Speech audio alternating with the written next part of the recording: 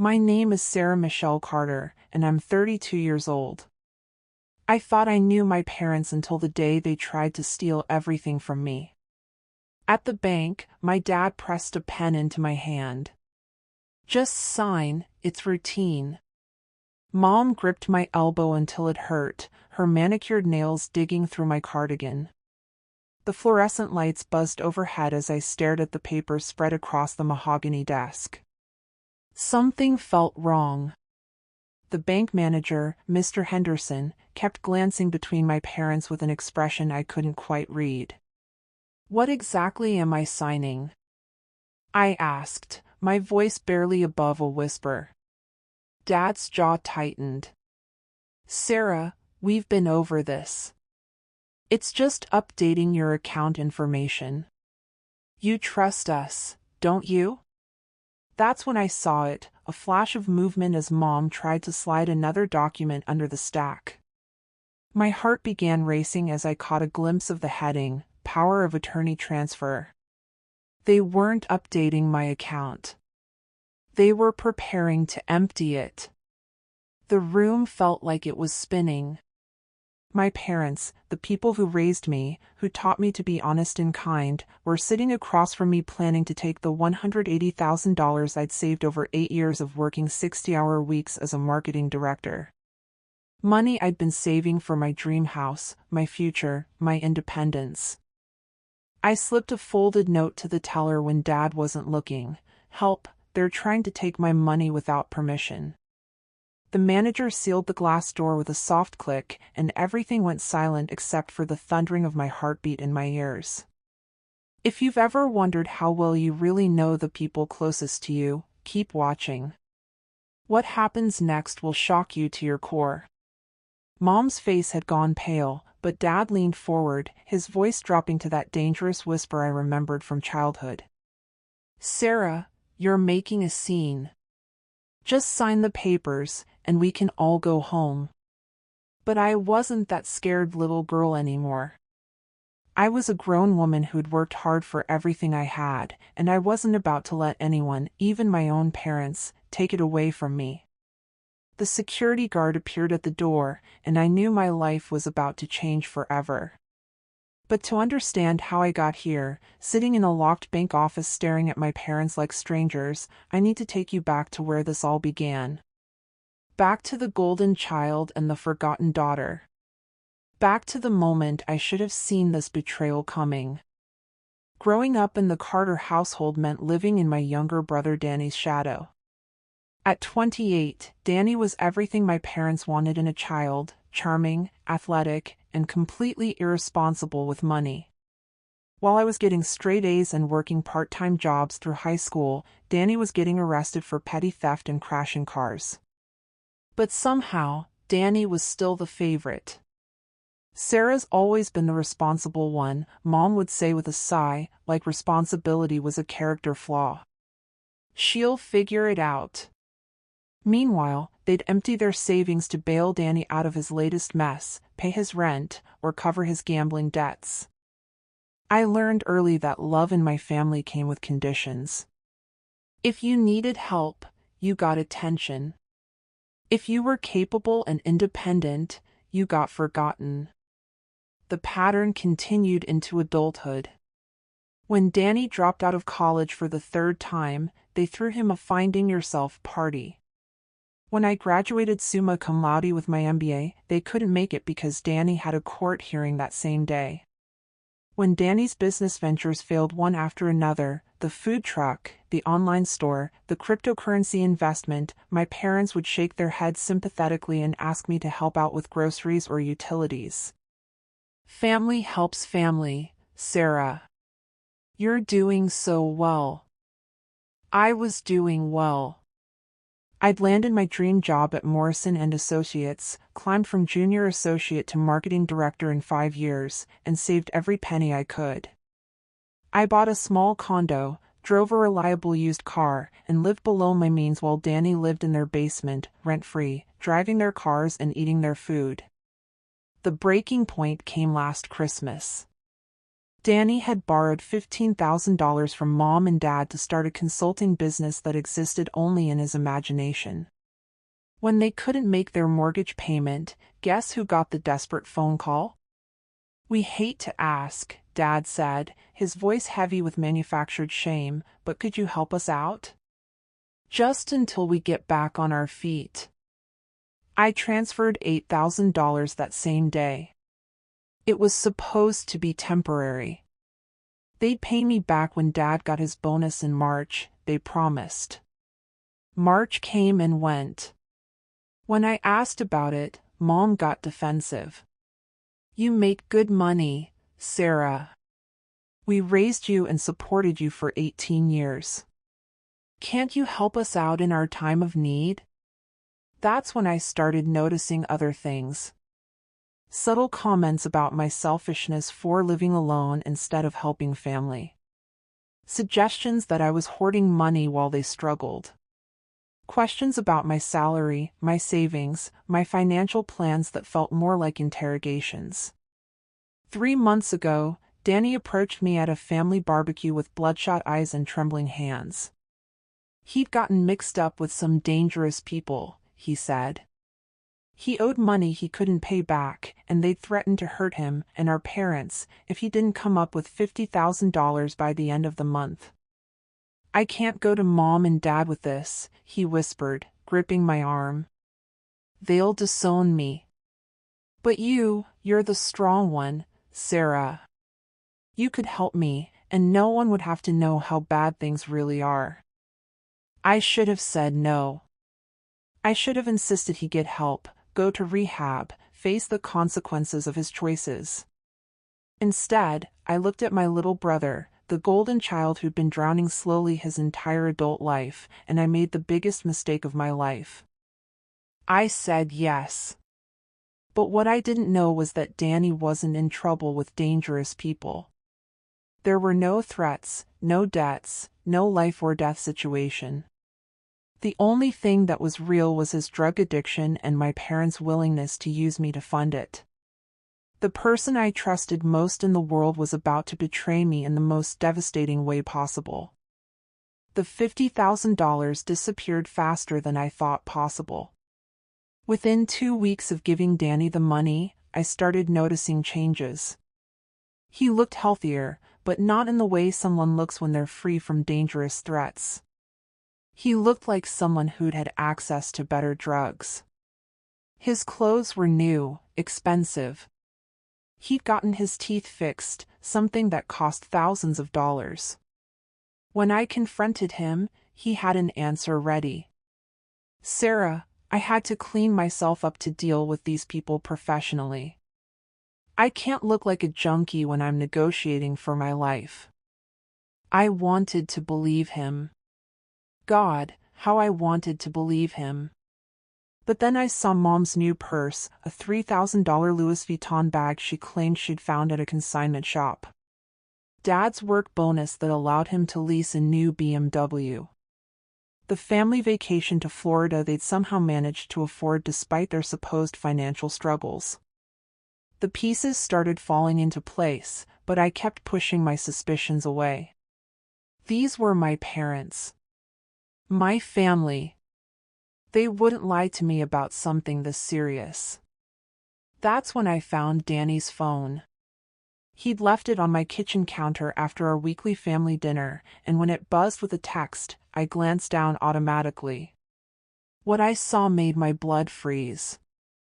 "Got the money from the sister. She's such a sucker. Mom says to keep playing the victim card and we can probably get more next month." My hands shook as I read through the conversation thread. Months of messages between Danny, Mom, and Dad, planning how to manipulate me. Discussing my work schedule so they'd know when to call with emergencies. Analyzing my spending patterns to figure out how much I had saved. Calculating exactly how much they could take without making me suspicious. "Sarah's always been desperate for our approval," one message from Mom read. "If we make her feel like the hero saving the family, she'll give us anything." Dad's response, the banking contact says we can get power of attorney if we make it look routine. She trusts us completely. Banking contact. They'd been planning this for months, working with someone inside the bank to figure out how to access my accounts legally. The casual family dinners, the sudden interest in my financial well-being, the questions about my investment accounts, it had all been research.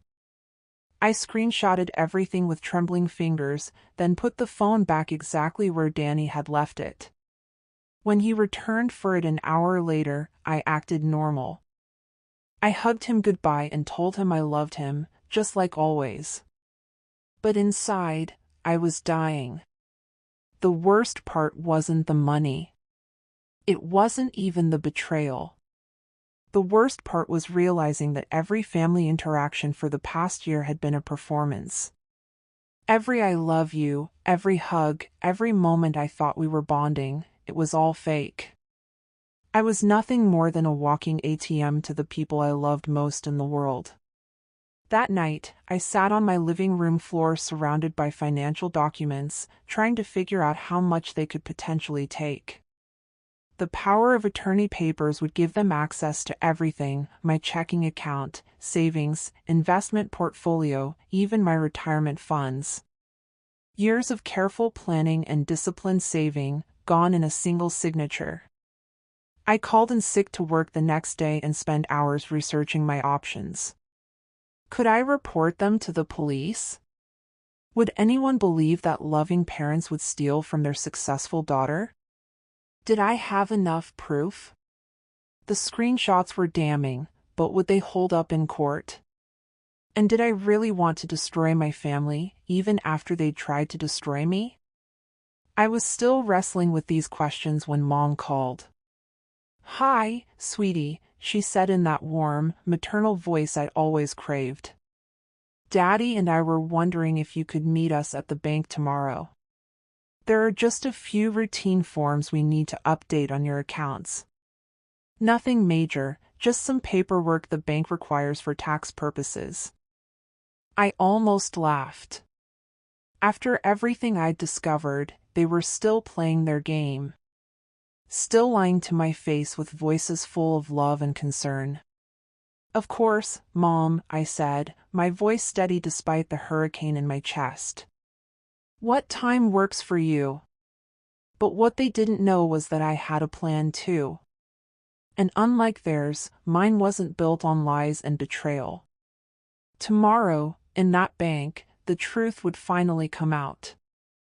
Sitting in that locked bank office, watching my parents' faces cycle through confusion, anger, and finally resignation, I felt something I hadn't expected: sadness. Not for myself, but for them. For what our family could have been if they'd chosen love over money. The bank manager, Mr. Henderson, reviewed the screenshots on my phone with growing concern. "Mrs. Carter, I need you to know that we take attempted fraud very seriously. These text messages clearly show premeditation to illegally access your daughter's accounts. Dad tried bluster first. This is ridiculous. We're her parents. We have every right to help her manage her finances." "Actually, sir, you don't," Henderson replied calmly. "Your daughter is 32 years old and has never given you legal authority over her accounts. What you were attempting constitutes financial elder abuse in reverse, adult-child abuse, if you will." Mom broke down then, tears streaming down her face. But even her tears felt manipulative now. "Sarah, honey, you don't understand. Danny's in real trouble. Those people, they'll hurt him if we don't help. Stop." My voice was steady, stronger than I'd ever heard it. "I know about Danny's gambling. I know about his drug problem.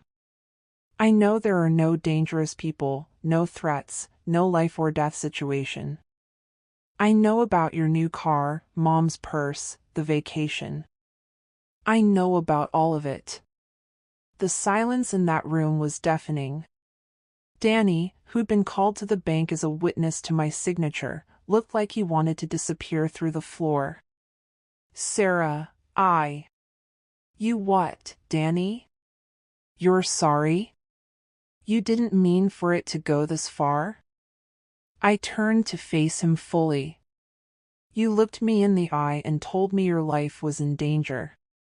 You let me give you $50,000 of my hard-earned money to fund your addiction. You helped Mom and Dad plan to steal everything I've worked for. What exactly are you sorry about? Getting caught? Henderson cleared his throat. Ms. Carter, we need to discuss your next steps. Do you want to press charges? The question hung in the air like smoke. Press charges against my own parents? Against my brother? The people who raised me, who taught me to ride a bike and helped me with homework and cheered at my graduation? But those people were gone, I realized. Maybe they'd never existed at all.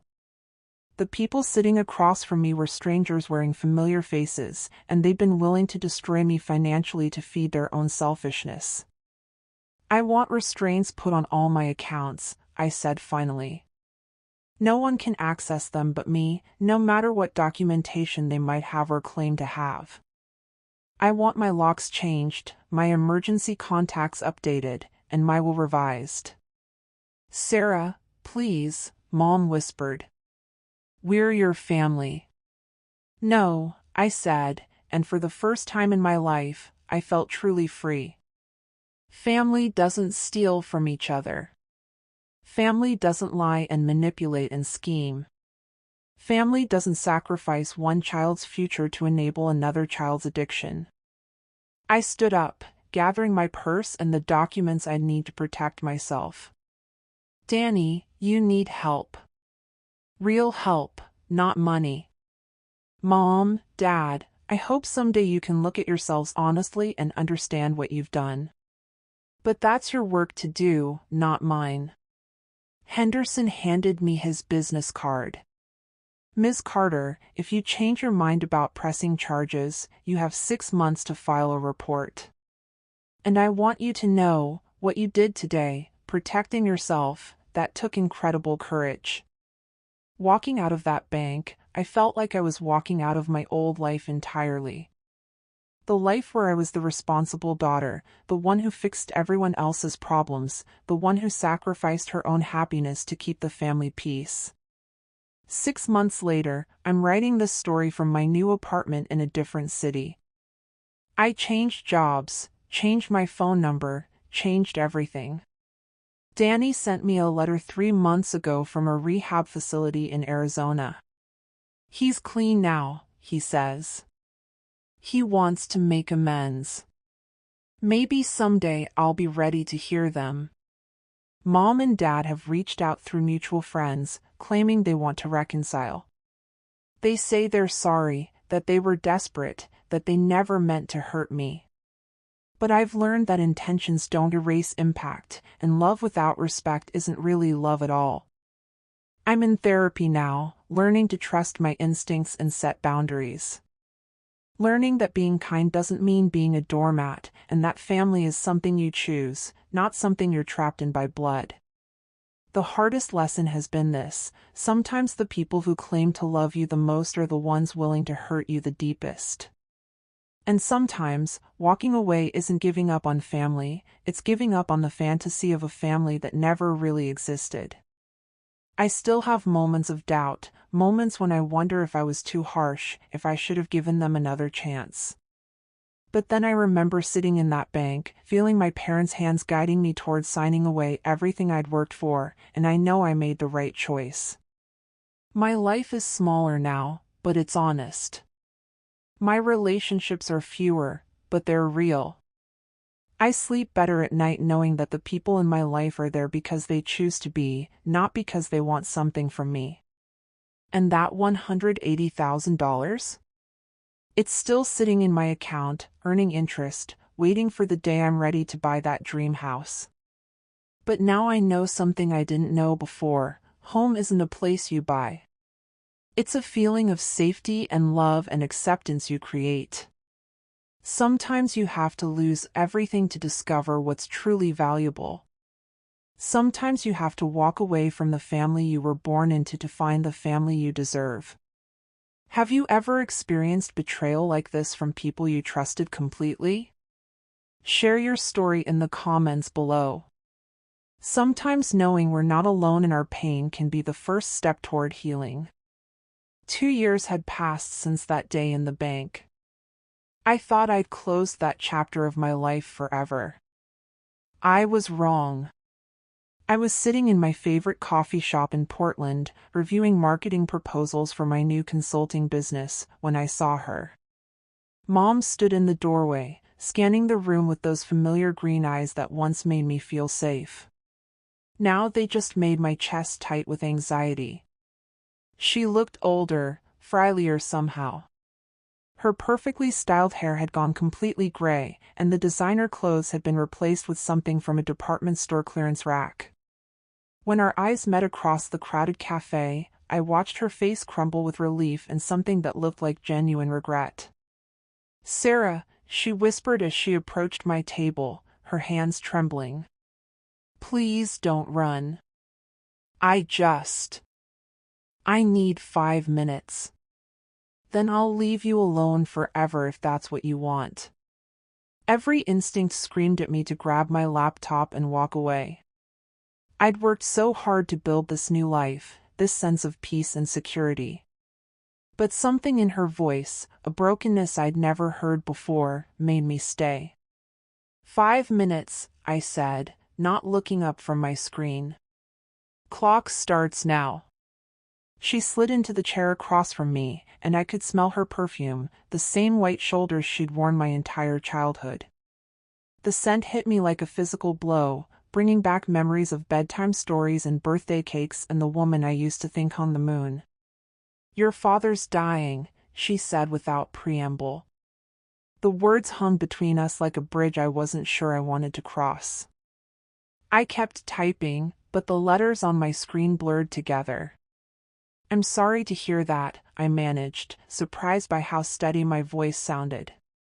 "Pancreatic cancer. Stage 4.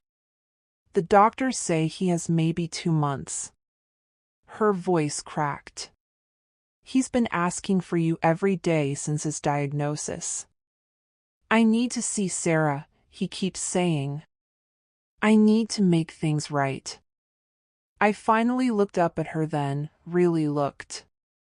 The proud, manipulative woman who'd sat in that bank trying to steal my future was gone. In her place sat someone who looked genuinely broken. "Where's Danny?" I asked. "Clean. 18 months now. He's been living with us, taking care of your father during the day while I work." She wiped her eyes with a tissue that looked like it had been used several times. "He wanted to come with me today, but I told him this was something I needed to do alone." "And what exactly is this, Mom? What do you need to do?" She took a shaky breath. "I need to tell you the truth. All of it. The truth we should have told you 2 years ago, and the truth we should have told you 20 years before that." Despite myself, I was curious. "I know the truth. You tried to steal my money to enable Danny's addiction. That's part of it. But there's more." She looked around the coffee shop nervously, then leaned forward. "Sarah, do you remember when you were 7 and you asked why you looked so different from Danny and me and your father?" A chill ran down my spine. "You said I got Grandma Carter's genes." I lied. The words fell between us like stones. "Sarah, you're not our biological daughter. We adopted you when you were 6 months old." The coffee shop seemed to tilt sideways. I gripped the edge of the table, my marketing proposals forgotten. "What?" "Your birth mother was my younger sister, Rebecca. She was only 16 when she had you, and she couldn't keep you. Your father and I had been trying to have children for 5 years with no luck. When Rebecca asked us to take you, it felt like a miracle. My mind was reeling. Then Danny is our biological son, born 3 years later when we'd given up hope of having our own children. Tears were streaming down her face now. And I'm ashamed to say that made a difference to us. It shouldn't have, but it did. The golden child syndrome suddenly made horrific sense. Not just because Danny was the baby, but because he was their real son in a way I never was. We told ourselves we loved you equally, Mom continued, but deep down, we always saw you as Rebecca's daughter who we were helping, not as our own child who we'd die for. And when Danny started having problems, it became easier to lean on you because we thought you were stronger, more independent. We thought you didn't need us the way he did. I felt like I was drowning.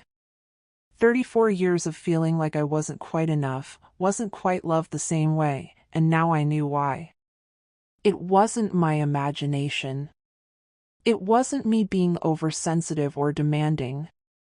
It was the truth they'd been hiding my entire life. The money, I said through numb lips. We were desperate. Danny's addiction was getting worse, and we were so afraid we'd lose him. We told ourselves that you were successful, that you didn't need the money the way he needed help. We convinced ourselves that family meant sacrificing for each other, and since you were family. She trailed off, seeming to realize how that sounded. Since I was family, but not really family. No. Sarah, no, that's not. She reached across the table, but I pulled my hands away. That's exactly what it is, Mom. You've spent my entire life treating me like a well-behaved house guest instead of your daughter. And when you needed money, you decided the house guest could afford to contribute. The worst part was that it all made sense now. Every birthday where Danny got the bigger celebration. Every achievement where I got proud words but Danny got proud actions. Every crisis where I was expected to be the solution while Danny was treated like the victim. Your father wants to tell you about Rebecca, Mom said quietly. About your birth family. We have pictures, letters.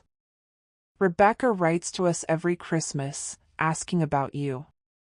She's been wanting to meet you for years, but we never told you because we were afraid you'd want to be with your real family instead of us. Another lie. Another secret. Another way they'd controlled my life without my knowledge. She lives in Seattle, Mom continued. She's a nurse now. Married, with 2 children. You're half-siblings. She named her daughter Sarah Rebecca, after you. I stood up so fast my chair fell backward. Several people in the coffee shop turned to look, but I didn't care. I needed air. I needed space. I needed to get away from the woman who'd just blown up everything I thought I knew about myself. Sarah, please. Your 5 minutes are up, I said, grabbing my laptop bag. And so are your 34 years of lies. I walked out of that coffee shop feeling like I was walking through a dream. Or maybe a nightmare. I couldn't tell the difference anymore. In the parking lot, I sat in my car with shaking hands, trying to process what I'd just learned. I had a birth mother who'd been asking about me for decades. Half-siblings who didn't even know I existed. A whole other family who might actually want me for who I was, not for what I could provide. But I also had a father who was dying and wanted to make amends.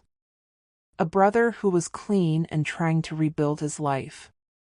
A mother who looked genuinely broken by what they'd done. My phone buzzed with a text from an unknown number. Sarah, this is Danny. Mom told me she saw you today. I know you have no reason to trust anything we say, But if you're willing to listen, I have things to tell you too. Things that might help you understand. I'm not asking for forgiveness. I'm just asking for a chance to give you the truth you deserve. I stared at that message for a long time. 2 years ago, I'd walked away from my family to save myself. Now they were asking me to walk back toward them, armed with even more devastating truths. The question was, did I have the strength to face what else they might tell me? And did I want to meet the family who'd been wondering about me my entire life? As I drove home through the Portland rain, I realized that sometimes the end of one story is just the beginning of another. And sometimes the family you think you've lost forever isn't the only family you have. Have you ever discovered a life-changing family secret that made you question everything you thought you knew about yourself? The journey to find the truth about our past can be the key to unlocking our future. What would you do in Sarah's position?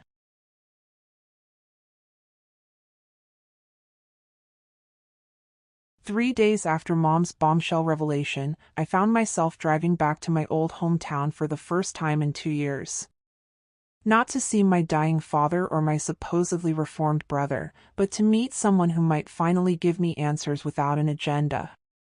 Dr. Elena Vasquez had been our family therapist when I was 12 and Danny was 9. She was the only adult who'd ever seemed to notice that something was off about our family dynamics. When I called her office that morning, she'd agreed to see me immediately. "Sarah Carter," she said as I walked into her familiar office with its soft lighting and calming blue walls. "I've wondered about you over the years.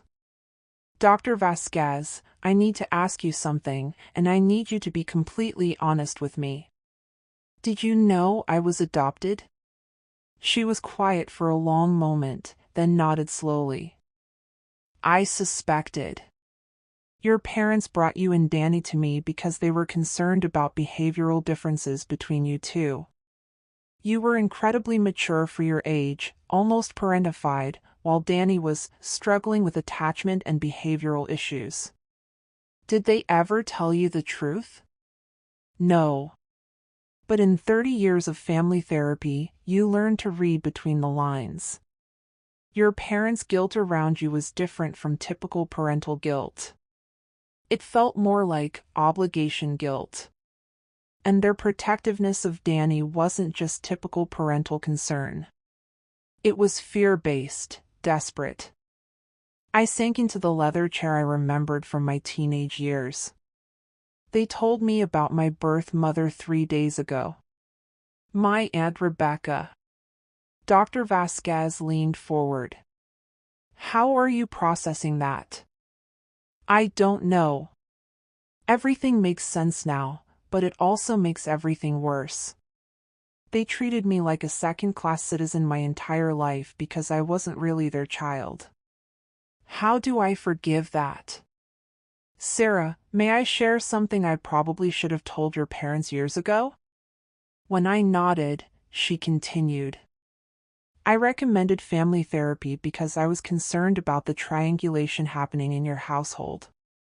You were being positioned as the family caretaker, the one responsible for everyone else's emotional needs, while Danny was being enabled to avoid consequences."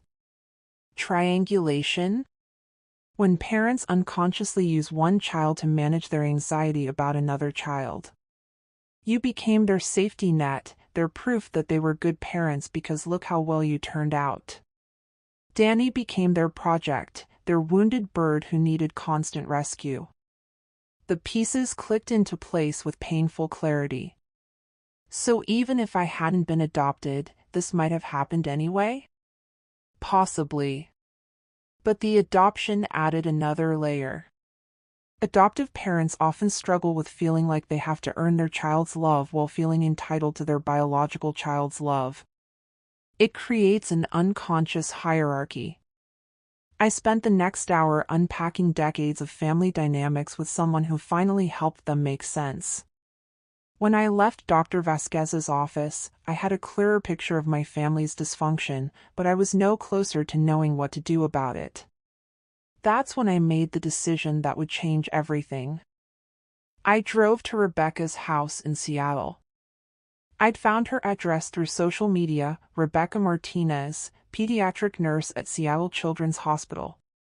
Her Facebook page was filled with pictures of her family, her husband Carlos, her daughter Sarah Rebecca, who looked startlingly like me at that age, and her son Miguel. Normal family photos of birthday parties and soccer games and vacation trips.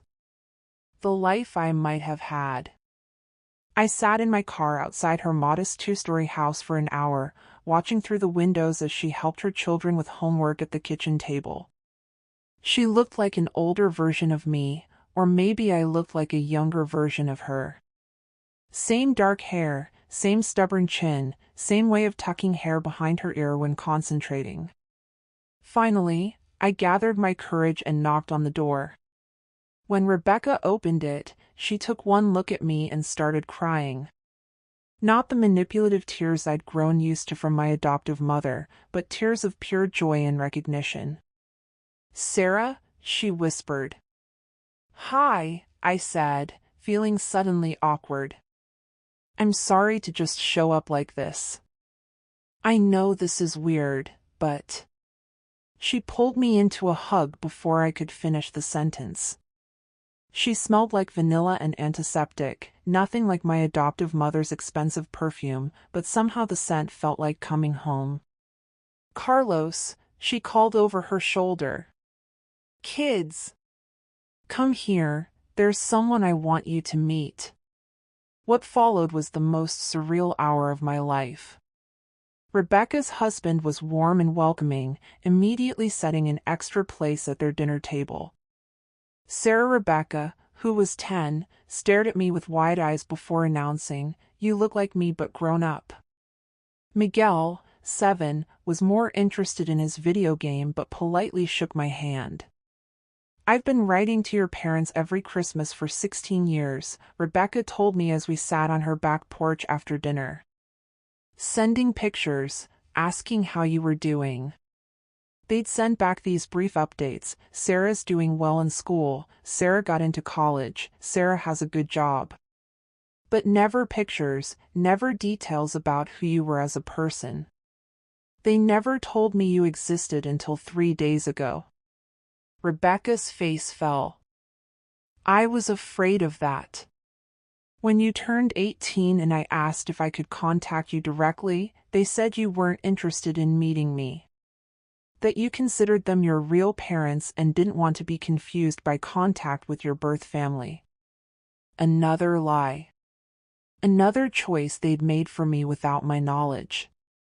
"Rebecca," I said carefully, "what can you tell me about why you gave me up?" She was quiet for a long time, watching her children play in the backyard. "I was 16 and scared. Your father, your birth father, was 17, and when I told him I was pregnant, he disappeared. My parents were furious, said I'd ruined my life and theirs too. Joan and Robert seemed like angels when they offered to adopt you. They were older, stable, desperate for a child. I thought I was giving you a better life than I could provide.